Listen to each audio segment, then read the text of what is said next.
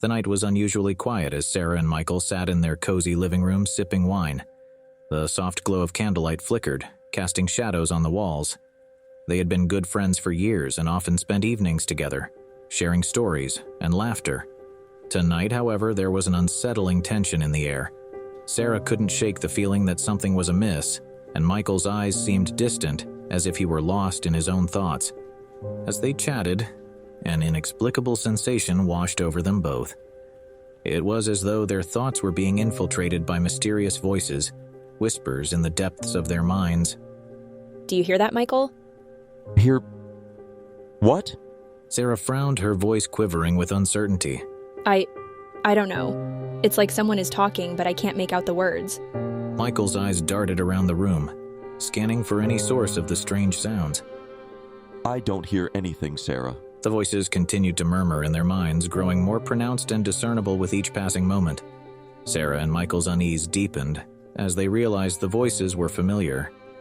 Voice 1 whispered, I can't do this anymore. It's been going on for too long. Voice 2, hushed, says, What if they find out? What if they catch us?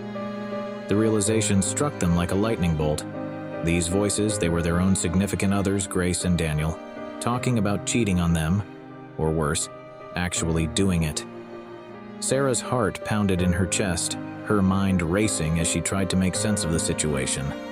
She clenched her wine glass so tightly that it threatened to shatter in her hand. Michael says, Sarah, are you okay? You look like you've seen a ghost. Sarah couldn't bring herself to utter the truth, not yet. Instead, she forced a smile and shook her head. It's nothing, just my imagination playing tricks on me. But the voices grew louder, more insistent, drowning out their attempts to ignore them. Voice 1 in a desperate voice. We have to be careful, Daniel. We can't let them find out. Voice 2, guilt-ridden. I know, Grace, I love Sarah and Michael, but I can't stop myself. The room seemed to close in around them as the voices reached a crescendo. Sarah and Michael exchanged terrified glances, each knowing that the voices in their heads were no delusion. Sarah, do you hear it now? It's them. They're talking about cheating on us. Tears welled up in Sarah's eyes as the harsh reality sank in.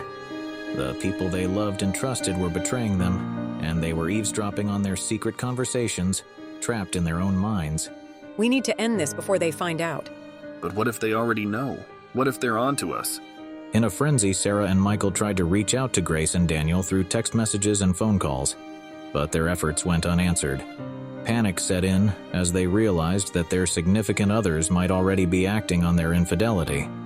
The voices in their heads became unbearable, tormenting them with the knowledge of the impending betrayal. It was a nightmarish paradox, trapped in a silent room with the deafening whispers of their own heartbreak. As dawn broke, Sarah and Michael were left with a haunting choice: confront the ones they loved and confront the harsh truth, or continue to suffer in the agony of their own minds, trapped by the voices that revealed a devastating betrayal they couldn't ignore.